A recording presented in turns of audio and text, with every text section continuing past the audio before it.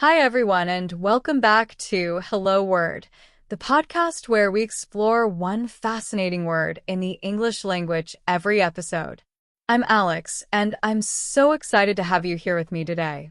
Our word of the day is best. It's an A1 level adjective, which makes it perfect for beginners in English, and it means the most good. When we talk about the best, we're describing something that is better than everything else in a specific group.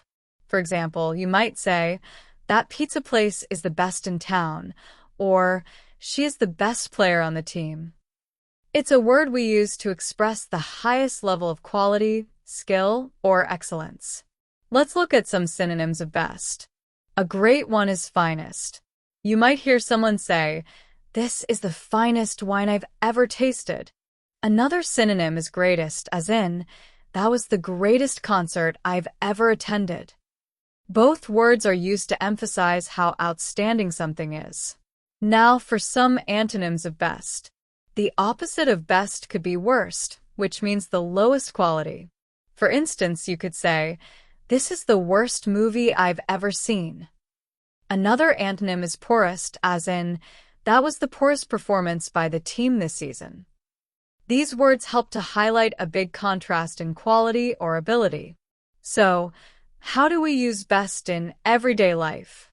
You'll often hear it in casual conversations like, what's the best way to get to the train station?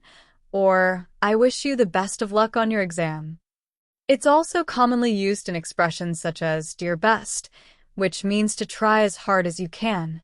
Another common phrase is best friends, which describes your closest and most trusted friend.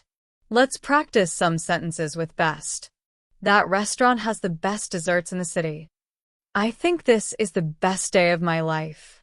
She won the award for the best actress in the play. Try coming up with your own sentences using best and see how you can incorporate it into your conversations. To wrap up, today we explored the word best, which means the most good.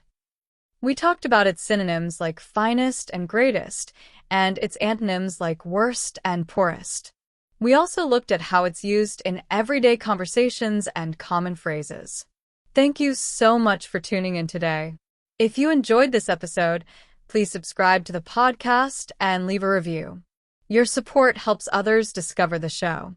I'd love to hear how you'd use best in a sentence, so feel free to share your ideas in the comments. Until next time, keep learning, stay curious, and do your best. See you soon.